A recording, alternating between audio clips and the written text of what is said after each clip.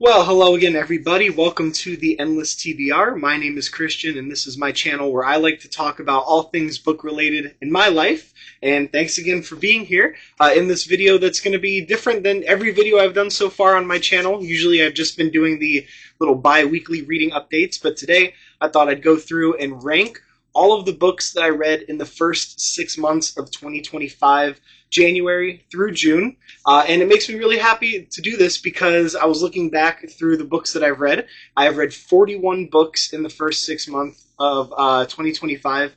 And last year, in the entirety of 2024, which is when I really started my reading journey, I read only 36 books. So I've already read 5 more books in the first 6 months of this year than I read in the entirety of last year. So that made me really, really happy. I've already met the reading goal that I set for myself this year. I had wanted to read 40 books, so I think I'm going to up that and probably double it to 80 and see if I can read an additional 40 or so books in the second half of the year, which I'm already off to a pretty good start, so that makes me really happy. But like I said, I'm going to rank all 41 of those books from my least favorite to my favorite. And this is actually my second take doing this video. I did one a little earlier, and it ended up being really, really long, like almost an hour long, because I was giving like not a full book review, but I was talking a lot about the book. So for this take, I'm going to just go pretty quick with it. I'm going to do a brief, like 5 to 10 seconds, my thoughts on it. I say that now, but most likely it's going to end up being a little longer than that, knowing myself.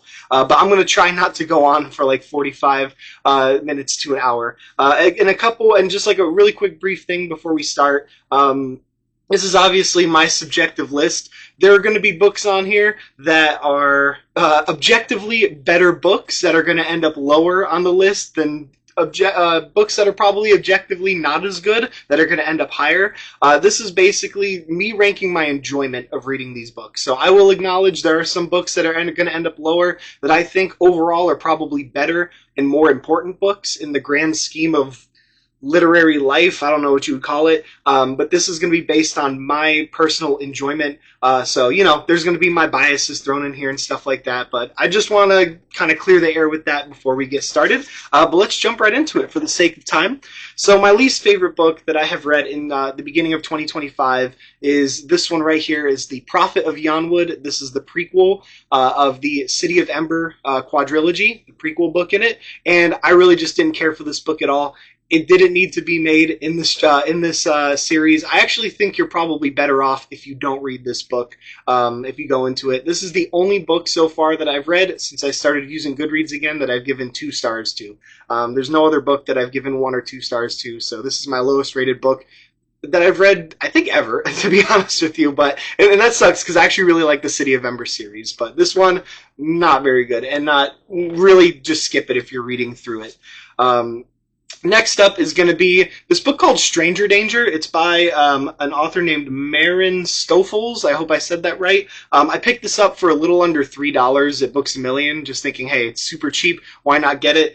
It's really not that great at all. It's very short, so not a huge time commitment. It's supposed to be like a little like mystery thriller involving these kids that get into all kinds of nonsense, and there's some like teacher-student relationships happening in it, and overall I just thought it was not very good at best. But luckily it was only like a little over 100 pages, so not a huge time commitment. That's going to be my second least favorite. Third least favorite, I had a desire to go and read like a Goosebumps book, and so I picked up The Night of the Living Dummy. I actually have a bunch of Goosebumps books on my shelves. I haven't read them in a really, really long time. I remember liking this one a lot as a kid. Obviously, Goosebumps are meant for a much younger audience than I am now, and I hold a lot of respect and a lot of love for the Goosebumps series, but just reading through it, I was like, this isn't really scary anymore. It's not really my target demographic. I do really want to read through all of the Goosebumps books again and do like a whole ranking. It's one of the video ideas that I have later on in my channel life, but this one, it wasn't bad. For a kid, it would be awesome, but as an adult, I was kind of bored reading through it. Not scary like the adult horror novels I like to read now. So next up we have The Diamond of Darkhold, which is the final book in the City of Ember franchise. This is an okay book. It's not bad. From here on out, there's really no books that I think are bad. They're just meh at best. So this book I would categorize as meh at best. I thought it was kind of a disappointing ending to the trilogy because I like the first two books so much. It mostly unnecessary things happen in this book. I thought the beginning and the end, like 30, 40 pages, were good, and then the middle is just filled with stuff that didn't really need to be in there. It seemed like the author just kind of didn't have a lot of ideas for this book, and so I put this as fourth to last. All right, next book. This is where, my opinion comes in, starts to get a little divisive. I have The War of the Worlds by H.G. Wells. I've talked a lot about this book in my previous videos, but I see this as a very important book in literature history, in sci-fi history, but compared to modern day sci-fi, I just found this book a little bit boring. It's split into two parts. I thought the second part was much stronger than the first part. Goes into much more in depth of like the aliens' biology and the terrible things that they're doing to humanity. So the second half of the book brought it around for me. It's not a long read at all, but overall, a lot of respect for this book, but I did find it to be pretty dull when I was reading through it. So, War of the Worlds. Next up, a random book that I had on my bookshelf. I don't know why I read it. I think my fiance had it, and I just saw it, and I was like, I'm just going to read it. And it's Long Live the Pumpkin Queen. It's like the Nightmare Before Christmas spin-off novel. It was fine. It was, if you like the Nightmare Before Christmas, it was good. It was cool to they go around and revisit some of the different worlds that you don't get to see in the movie. But this wasn't my book. I just saw it on the shelf. I was kind of bored looking for something to read. I knocked it out in less than a day. It's very, very short and very simple. It's definitely a YA or maybe even middle grade style novel. I'm not sure, but huge print, not a lot of pages. So, but it was just fine. If you like The Nightmare Before Christmas, you can read it and you won't have a bad time with it. But not really up my alley. All right, next up we have Dune: The Battle of Corran, the final book in the Legends trilogy, a trilogy that I do like quite a bit, but I found to be really overinflated. It's three like 600, sometimes 700 plus page books, and I feel like the trilogy could have really been shortened down to one, maybe two like books. There's a lot of extra side plots in this trilogy that didn't really feel super necessary, and that's kind of my main gripe with the Brian Herbert and Kevin J. Anderson books. Is there's just too much going on that I feel like don't really have to be in the books. By the time I got to the Battle of Corran, I was just really burnt out on this trilogy. I loved the first one, and I liked the second one a lot.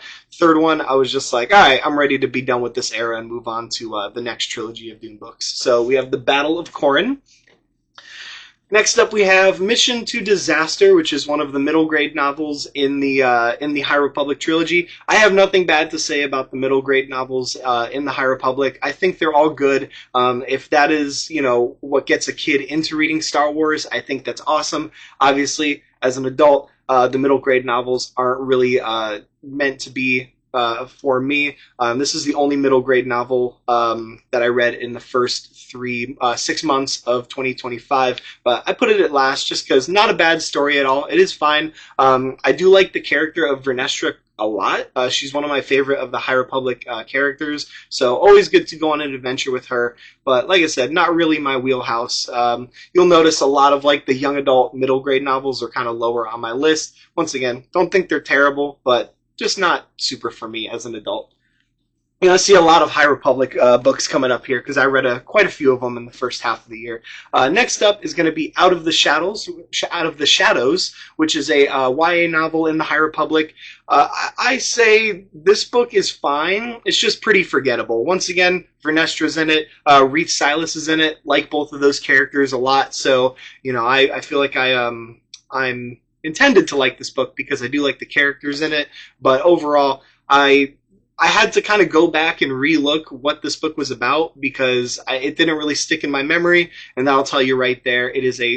And once I read what it's about, I was like, oh yeah, I kind of remember that story. So completely fine, but not one of my favorite. Definitely towards my bottom of the High Republic novels that I've read so far. So that's Out of the Shadows. Next up, I read two Narnia books this year, and then I kind of stopped because I wanted to read them as part of my like nostalgia reads that I like to do on a month by month basis. One of those was Prince Caspian. I have the individual little book here. Not nearly as good as The Lion, the Witch, and the Wardrobe, which is the other Narnia book that I read this year. I thought this one was, it was fine. Again, it was nice to return back to Narnia. It was cool to see like the massive passage of time that happened and the Pevensey kids trying to reconcile with that and figure out what's going on. Caspian is a fine character, and it was cool to see his fight to gain the throne of Narnia. But overall, I thought this one was just. It was okay, and a step down from The Lion, the Witch, and the Wardrobe. All right, next up, we have, all the books are on the floor here, so you're going to see me going like this a lot. Next up, we have Everything is Eventual by Stephen King. A cool story, short story collection. Probably my least favorite Stephen King work that I've read so far. I've read about 9 of his books so far, and I don't know if that's a testament to just how amazing all of his other works are, because I wouldn't say this is a bad short story collection at all. It's towards the bottom, if not at the bottom, of the things that I read for Stephen King. But there's a lot to like in here. There's a couple short stories that I didn't care for too much. One of them was like an extension of is it The Dark Tower? I think The Dark Tower 7-book series, which I have not read, so understandably that one kind of went over my head a little bit. So maybe I'll revisit it once I've read those books. But yeah, Everything's Eventual. Not a bad short story collection. If you're a Stephen King completionist, still check it out, of course. Next up, we have a book called Little Eve by Catriona Ward, is her name. And I picked this up on sale at Books A Million as well. And this is a cool little thriller slash kind of horror novel. What I'll say about it is I thought the intro was very strong. Like, I was hooked in, and I thought the ending, there's a little twist at the ending that really got me, and it brought me back around. The middle of this book dragged for me, and that's why it's kind of lower on my list, is I had a hard time getting through the middle of this book. But the intro was great, and the end of the book kind of bumped it back up for me. I was like, oh, okay, that kind of made everything worth it. So not a huge book, but it took me a while to get through because the middle just was a bit of a slog for me. But it did make me want to read some of her other novels because I've heard that the other novels are better. There's Sundial and the Last House on Needless Street. I've heard are both really good. There's some pictures of them on the back. That's why I remember the names. But Little Eve, yeah, good book. If you like this author, might as well check it out. All right, next up, we have another Star Wars book, Midnight Horizon. This book, I don't dislike it as much as I think other people do, but the back third of the book kind of lost me. I thought I had a really strong first 2/3, and then the last third of the book is a giant battle, and that's where some of these Star Wars books lose me a little bit, is these giant battle sequences.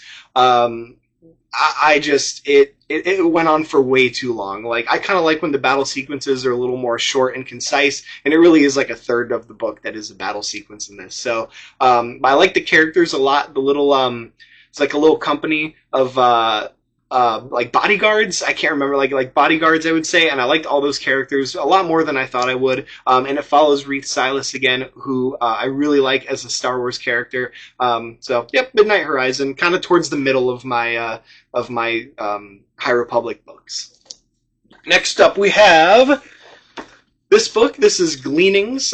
This is from the Arc of a Scythe franchise there. This is a collection of short stories from the Arc of the Scythe franchise, and this is at the bottom of my list for all 4 of the books in this series, but it is a series of short stories, so I kind of would imagine it would be towards the bottom, and I think this is a group of very fun and entertaining short stories if you're into this universe. You know, if you're just going to read this book on your own, you're not going to get anything from it. But if you like the other Scythe books, you want to spend more time in this world, I had a lot of fun reading it. There were some great perspectives in here. I especially liked, there was a story about Marie Curie.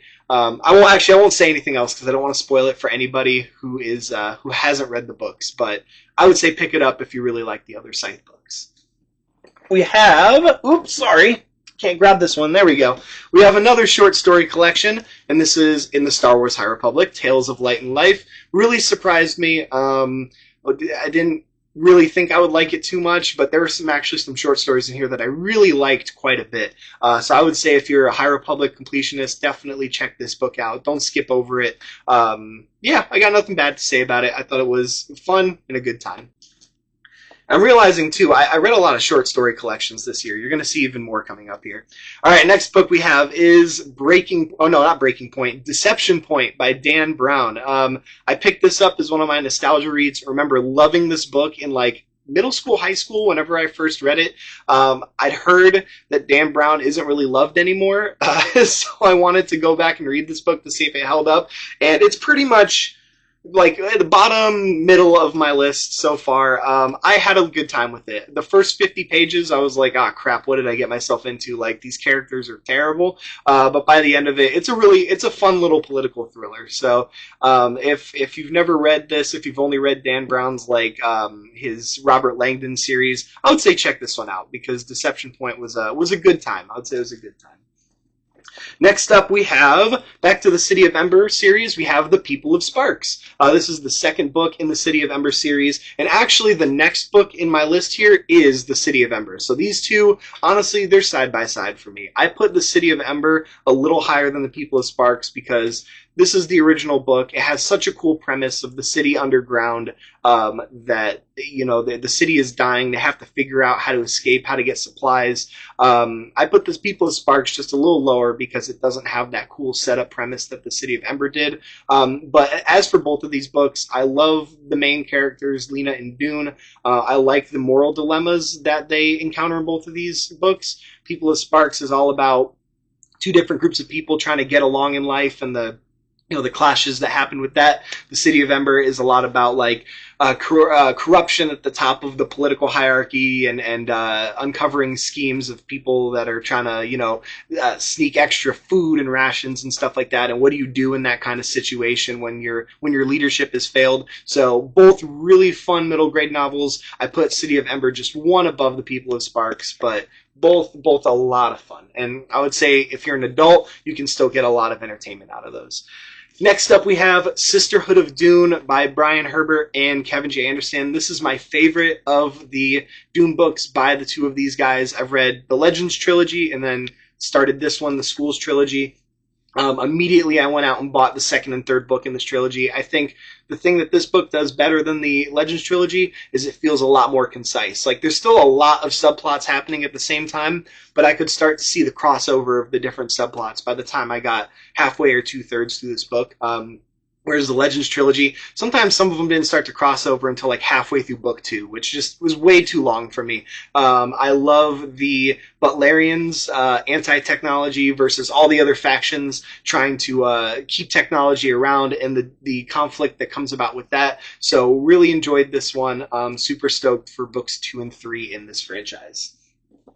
All right, next up, at the beginning of the year, I went on a big Felix Blackwell kick because I read this book right here, Stolen Tongues. So I read all of Felix Blackwell's books throughout the beginning of this year. I think he's an awesome author, and I really wish he had more books. This is an unpopular opinion.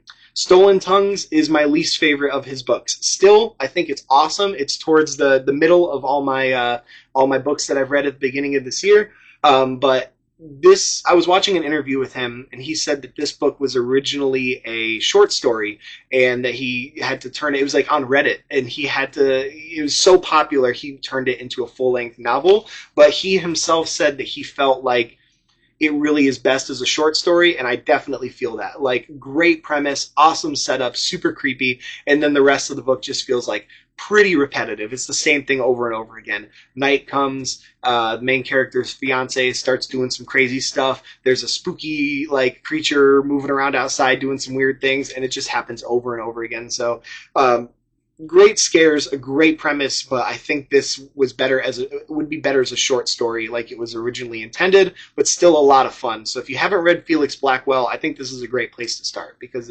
it's awesome, but I like all his other books better.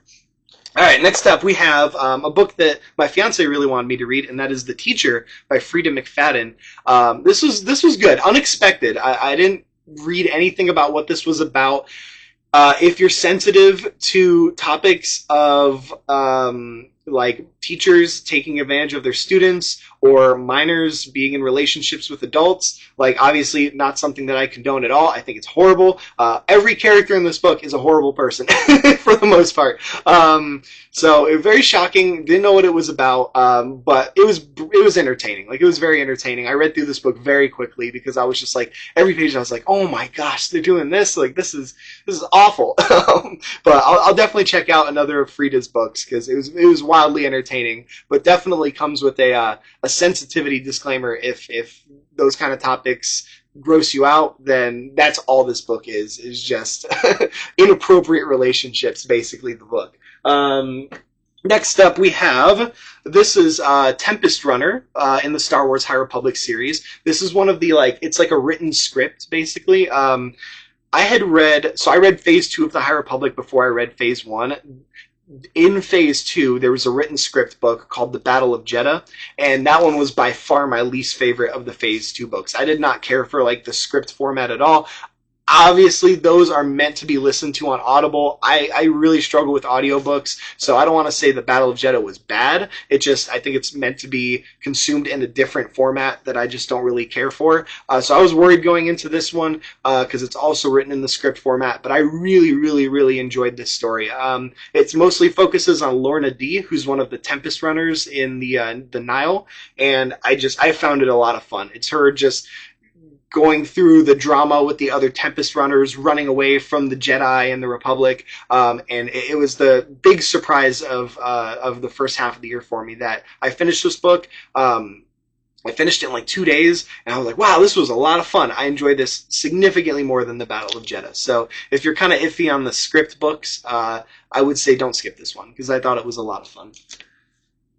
All right, next up we have, and this is interesting. So when I was doing my ranking here, there were some 4-star books on Goodreads that ended up higher on my list than some 5-star ones, and vice versa. So I have to go back and kind of look at my rankings on Goodreads, because some of these books I was like, you know what, I actually did enjoy this more than the other one. So this is one, it jumped up significantly for me, and this is Folkloric, which is kind of plays into my Felix Blackwell kick that I had earlier in the year, where I wanted to read all his stuff. He has a short story in this collection, but it's a collection of, I think, 15 different short stories, all inspired by different folklore tales. And I think every single short story in this collection is good, if not great. There are some really, really haunting, disturbing short stories in here, and it's not super long either. I think it's like 200 or some pages, almost 300 pages, but a really big surprise. And when I was revisiting the books that I read, I was like, oh, you know what? No, this is going to go higher than that. No, I'm going to put it higher than that too, because I have a lot of fond memories for this. So I might go bump this up to a 5-star, because I think I rated it 4 stars. But really great collection, and surprisingly, Felix Blackwell's story was one of my least favorites in this one, and I still really liked it because I love him as an author. So Folkloric, definitely check it out. Tales of Folklore and Horror, this one's called. So really, really good. All right, so next up, we have Agatha Christie's The Mysterious Affair at Styles, her first Hercule Poirot book. And I read my first Agatha Christie book a little earlier this year. It was The Murder on the Orient Express. Loved it, so I was like, I'm going to read some more of these. So I picked this up as my second Hercule Poirot book, and it was a lot of fun. It's actually I've read 3 of them so far. It's my least favorite of the 3. I found it a little confusing as to what was going on at sometimes. A lot of characters, and some of the characters weren't as fleshed out as in her other books, but still a great mystery novel. A super short read, so not a huge time commitment. And if you've never read Agatha Christie, this could be a great place to start for it. But this is The Mysterious Affair at Styles. Next up, I have a very short book, very little skinny thing here, and it's Alice in Wonderland. The glare is really bad. There you go. Alice in Wonderland, the original book by Lewis Carroll. Super fun. Like, I watched the Alice in Wonderland Disney movie, and I was like, you know, I really would love to read the book. And so I got this and read through it in like a day. Really, really fun kids novel full of nonsense. It's just Alice jumping back and forth between all these different kooky characters and having like weirdly like philosophical discussions with some of them, and I just had a great time with it. I have on the shelf behind me, I actually have Alice Through the Looking Glass, and I plan to read that a little later this year. But yeah, it's only like 80 pages, or yeah, like 90 some pages. So a really quick, short read, but I thought it was a lot of fun. I can see why it's a classic. Next up, I have Carrie by Stephen King. I picked this book up while I was on vacation, and it kind of inspired me to read Stephen King in chronological order, starting with this book because this was his very first novel. What a great time this book is. I'd seen all of the different Carrie movies. I loved them, and I was like, it's time for me to read the book by now because I had so much fun with the movies. The book is written very interestingly. There's no chapters. It's just current day, some flashbacks, some different like news articles and reporter like not interrogations, interviews of like events after Carrie went on her whole spree. I won't spoil what it is in case you've never read it, but I found it to be great. What an amazing first book for Stephen King to write. Really, really fun. If you haven't read Carrie by Stephen King, it's a great place to start because it's literally his first book, and I absolutely loved it. And it's not a long read, so not a huge time commitment either. Next up, we have a book I talked about a little earlier, The Murder on the Orient Express. This is probably Agatha Christie's most popular and well-known novel, and for good reason. This book is wildly entertaining. It's broken into chapters of like interrogating the different people on the Orient Express and getting their side of the story, and I thought it was just super fun how the book progressed, and you get a little snippet of information from them, and you start to see the broader picture. And as always, it ends with a twist that I was not expecting at all, and I'm like, oh my gosh. So a great time. I had seen the movie before. I had never read the book, and I picked it up at like I think a Goodwill or something like that, because I saw it and I was like, I need to read an Agatha Christie book. So Murder on the Orient Express, awesome, super entertaining. Next up, I don't have the physical little mini book of The Lion, the Witch, and the Wardrobe, so I have my just collection of all of the Narnia books because I plan on reading the other 5 this year. But this one represents The Lion, the Witch, and the Wardrobe from C.S. Lewis. What a classic children's fantasy adventure! It's so much fun reading The Lion, the Witch, and the Wardrobe. It's very simple, it's meant for kids, but being transported to Narnia for the first time and seeing the kids' interaction with all the different creatures, Mr. Tumnus, Mr. and Mrs. Beaver, the White Witch, like all of it was awesome. The only thing about The Lion, the Witch, and the Wardrobe that I didn't remember, I'd read it before as a kid, it really skips over the battle at the end, where the movie focuses quite a bit on the battle. That was a bit shocking to me. Like, it's literally like a couple sentences. So that was shocking, and I wish we had gotten to see a little bit more of the battle in that. But overall, just it's such a great classic adventure, and I'm really excited to read the other Narnia books. I'm reading them, I think, in is it publication order, or because I started with The Lion, the Witch, and Wardrobe, Prince Caspian. Next up, I'm going to read Dawn Treader, and I'm going to get The Magician's Nephew towards the end. So I think that's publication order, or like the order that C.S. Lewis said to read them in. I can't remember, but I'm not reading them in like 1, 2, 3, 4, 5, 6, 7. Yeah, Lion, the Witch, and the Wardrobe, great times. Next up, we have another Felix Blackwell. This is The Church Beneath the Roots. This is a prequel novel to Stolen Tongues, and I think it is better than Stolen Tongues in every way. Like, it is so creepy. It gives you a lot of great story, better characters, more in-depth characterization, and it leads into the mystery of Stolen Tongues really, really well. There's a creature in Stolen Tongues that you get more backstory on, more mythology about, and this book has a lot to say too. It's really about, half of it is like the scary book, the scary part of the book, but the other half is really about how like colonizers moved into the Native American territories and really just did horrible things to them. And this book really addresses that a lot, like a lot of pushing religious ideologies on Native American tribes. So there was a great scary, the creature aspect of it, but there's really great scary, like, humanity aspect to it too. I don't know if I'm using the right words to describe it, but that part I was not expecting when I read this book. So definitely great. I enjoyed it a lot more than Stolen Tongues for sure. Next up, another Felix Blackwell book. Surprise, surprise. We have In the Devil's Dreams. So I was really surprised when I started reading this and I logged it as reading on as being read on Goodreads. This is his least lowest rated book, and by quite a bit. So I had a little bit of a preconceived notion going into it, like, oh, it's his first book. Maybe it's not as good as the other books I've read by him, because this is the last Felix Blackwell book that I read.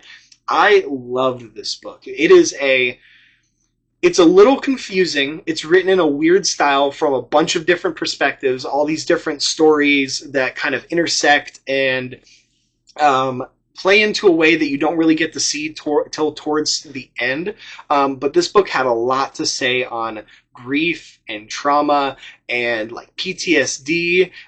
And by the end of it, I just thought it was incredible. Like it really hit me emotionally. It was one of the few books I've read so far this year where I was definitely emotional by the end.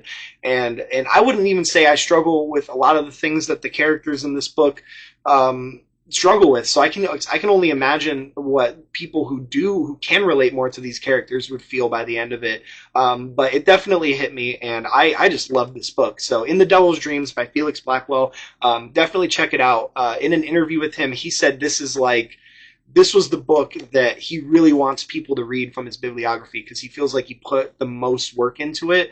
And I loved everything about it. Like I said, I think it's a little confusing to read, so I think that might hamper people's opinions of it, but I really enjoyed it. So next up, we have my favorite of the Agatha Christie books I've read so far this year. That is The Murder of Roger Ackroyd. This is one of her highest, if not her highest rated book. I can definitely see why. This book is a blast. Like, everything about it, all the characters, the mystery, the progression of the evidences that comes up, and then the ending. The ending is crazy. I'm not going to say anything else, but the ending is crazy, and 100% was not expecting it. So read this book. It is the best Agatha Christie I've read so far. I've only read 3, so that's not a great, I don't have a lot to pull from, but I love this book a lot. So Murder of Roger Ackroyd, definitely check this one out. Next up, we have my highest rated of the Star Wars books in this video, and that is The Fallen Star, which is kind of it's the concluding adult novel in Phase 1 of the High Republic. I would still rate this lower than Light of the Jedi, which is the first book. That's my favorite book in Phase 1 by far. But The Fallen Star is a really great ending to the Phase 1. Once again, not going to say what happens in it, because it's quite spoiler heavy. Even just talking about what's happening in this book is just a massive spoiler. But definitely check this out if you like the High Republic.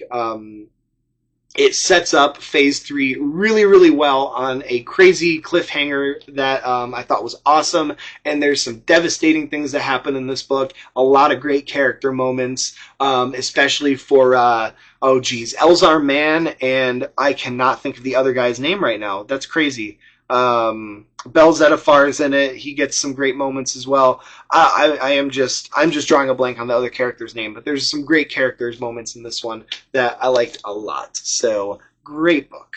Next up, we have East of Eden by John Steinbeck, and this is another one where, like, okay, I put The War of the Worlds pretty low. I was like, this is super important book. I put it low because I found it a little boring. There's going to be some books that come after this that I like more. That, objectively, this book is a masterpiece, a work of art. Like, John Steinbeck builds characters and setting in this book like unlike anything I've ever seen. It's emotional. It's really just the story of a family and the things that they're going through. And so there's nothing like extremely exciting that happens in this book. Like, it's really just about their life and the things that happen between brothers, and the conflicts that happen and how it affects their relationships, conflicts between husbands and wives and how it impacts family dynamics. It's about friendship and losing friends, and so it's a beefy book. This is John Steinbeck's magnum opus, and it's only the second book I've read by him. I've only read Of Mice and Men and this,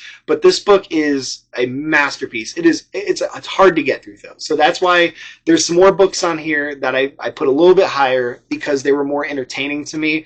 But objectively, as a novel, this book is fantastic. absolutely one of the best that I've read this year, and it's just I don't know if I would reread it. That's the thing. Like, I'm glad I read it. It is amazing. The character work is impeccable, but it's a hard read, and I just don't know. Maybe in like 20 years or so, I'll do it again. But anytime soon, I just don't. I don't think I could reread it because it's a lot. It's a lot. So, but that is East of Eden, an amazing book by John Steinbeck. Next up, so this is one of those books that I rated a little lower, but then the more I've thought about it, the more I've loved it, and I ended up putting it a lot higher, and I think I need to change my Goodreads ranking of it. So that is God Emperor of Dune. This is a weird-ass book. First reading it, I was like, what the heck is happening here? This is my second favorite Dune book now. Now that I think about it, Dune is still my favorite, the very first one, but this surpassed Dune Messiah and Children of Dune for me. This book is 400 some pages, 450 pages of the political rantings of Leto II, and just the nonsense going through his mind about the state of the world, the golden path, his thoughts on politics and relationships and betrayal, and it's a weird book, and I can totally see why someone would read this and be like, what the hell did I just read? And that's kind of how I felt when I first finished it. But the more I've thought about it, I love this book. I really, really do. And I love Leto as a character. I think he might be my favorite Dune character. Like, he's just, I don't even know how to describe what this book is, but it's really awesome. Give it a shot if you haven't yet. Go into it with an open mind because it is completely different than all the other books in Dune. And I gave it a 4-star when I finished it, but I really think this is a 5-star book. And I think I'm going to have to go back and update it because as I was looking through my books and going over this list, I was like, no, God Emperor of Dune's towards the top for sure. So, love that book so much. What a weird book. All right, next up, these are my surprise picks of the year. So, for Christmas, my fiance got me the ACOTAR A Court of Roses and Thorns box set. I had read ACOTAR last year in 2024. I did not love it by any means. I thought it was meh, okay. Not nearly as bad from, they have this reputation of being super smutty, ridiculous, romantasy is not really my genre. So I thought the first one was okay, but Alex was like, just keep reading them. So that brings me to A Court of Mist and Fury. This made me do a full 180 for this franchise. I loved this book, and I thought it was so much fun. Is this highbrow literature? No, absolutely not. It is entertaining fantasy that you can just experience the world and enjoy some great character moments. But there is a creative decision that Sarah J. Maas makes that I will not spoil in the book that really brought this franchise around for me, because there's a character in the first book that I hated, and that character is kind of sidelined and a new character comes in, and I enjoyed this book a lot more because of it. So huge bump up from the first one. And that actually brings me to my next book, which is A Court of Wings and Ruin. A great ending to the trilogy. Really, the first 2-3 books are like a trilogy. This kind of finishes off the major plot points from the trilogy. There's a 4th and a 5th book, which I'm currently reading now, that are kind of separate from that.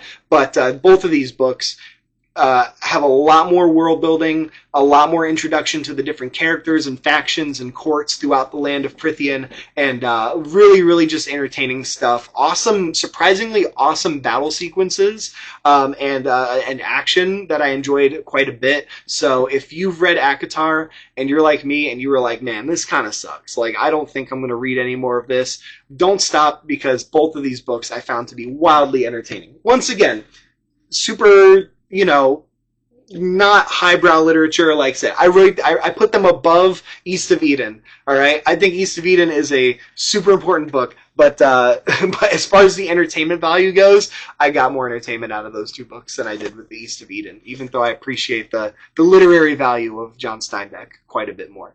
Next up, we have Salem's Lot by Stephen King. There it is. Wow, this was the book that was on my June TBR that Actually, it wasn't on my TBR, and I just wanted to start reading it because I was itching for some Stephen King, and I ended up finishing this book in just a couple days, like putting my TBR to the side and just devoting fully to this book. This book is awesome. Like, classic vampire stuff, you know, very reminiscent of Dracula, Bram Stoker, like, Stephen King just does such a great job of taking these little towns and making them feel completely alive and bustling, and all these different characters, and just giving them, you know, great defining characteristics that make these average, ordinary characters just seem bigger than real life. And the funny thing about this book, this is kind of like a minor spoiler, but not so much so. The thing I found most surprising was you don't really get your first vampire until about, like, it was like between 250 and 300 pages into this book. So there's little hints and stuff. Like, if you know this book is about vampires, you can kind of pick up on the hints, but you don't really see and interact with your first vampire until like halfway through this book. And I was still locked in because Stephen King does such a great job of building this little town of Jerusalem's Lot and making you care about the characters and just winding up the tension. So by the time we actually got to the vampires, I was like, finally, like, and it was worth it. So yeah. I mean, it's Stephen King, you know. All right, next up. I love this book. We're in my top 4, by the way. So this was. I have not been giving you guys any indication of where we are on the list. This is number 5, Salem's Lot. This is number 4. So this is Between Two Fires by Christopher Buehlman. I heard this described as Dark Souls the book, and that's what kind of drew me to it, because I was like, that sounds really interesting. This book is gruesome and horrifying and heartbreaking and full of amazing character moments and relationships between our main characters, and it is just everything. Like, there were moments where I felt sad and in love with characters, and there was moments where I was like, oh my god, like, it made me want to close my eyes because of like the visual descriptions that he was giving of this disgusting sequences. If you like horror, this is set in like ancient France, and it's basically the story of this group of people going through these plague-ridden, destroyed lands and interacting with these horrible monsters that come about because there's this war happening between heaven and hell, and God has abandoned the land. And so all the monsters of hell are able to come down to earth and wreak havoc upon the humans. And it is an incredible book and so disturbing. If you're squeamish, might not be the book for you, but I would say Dark Souls the book is like a pretty good way to analyze this book. So lots of fun. Between Two Fires, really, really great. All right, next up, we have a book this is number 3 for me. This was a book that I knew was going to be high up, but when I was actually doing like the ranking, it surprised me at how high up it was going to be. And this is actually a short story collection. So this is Felix Blackwell's The Cold People.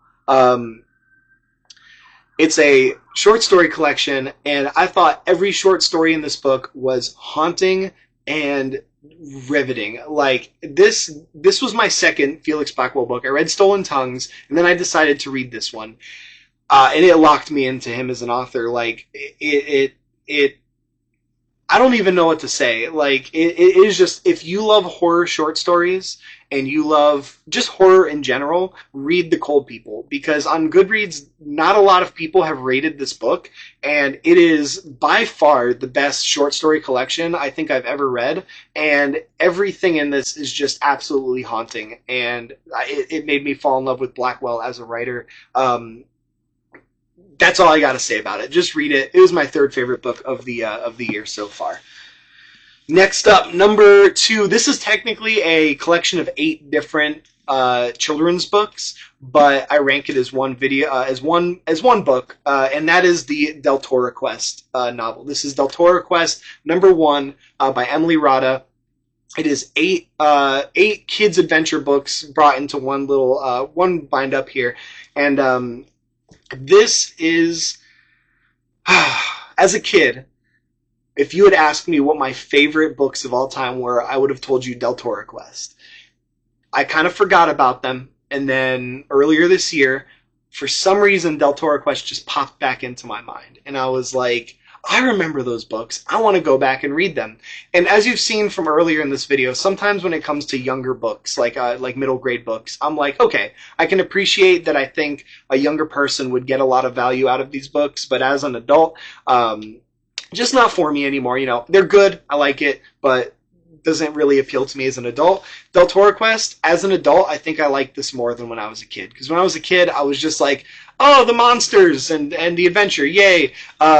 There are great characters, disturbing settings. For a kid's series, there's some really creepy stuff in here, and some terrifying monsters, and some awful, just conceptual monsters that, if you really think about, are horrifying. And the fact that Emily Rada was able to fit them into like kids' stories is really, really cool, because I think it exposes kids to just more advanced levels of horror as a kid, which I really like. It's like great characters who go on amazing arcs throughout the story, really diverse landscapes through each of the books. You get to meet a lot of different people with very interesting and defining characteristics.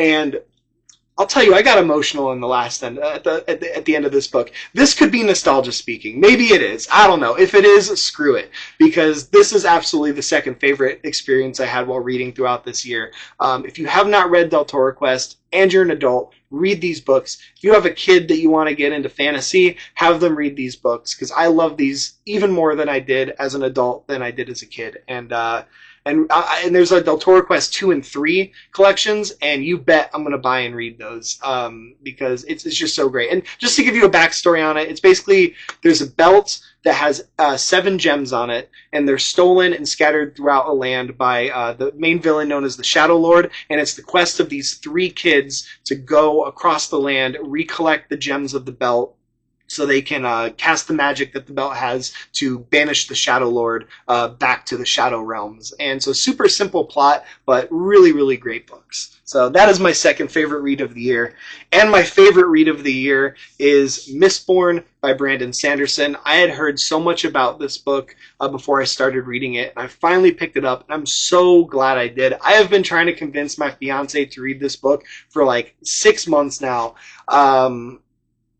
Amazing characters, one of the coolest magic systems I've ever seen before in a book. A magic system that, on face value, sounds pretty stupid. You eat metal, and then you like burn it and activate it in your stomach, and then you can do different powers. But boy, oh boy, did Brandon Sanderson make a unique and interesting magic system that never gets old, with a lot of complexity. So, and the magic system makes the action really, really cool.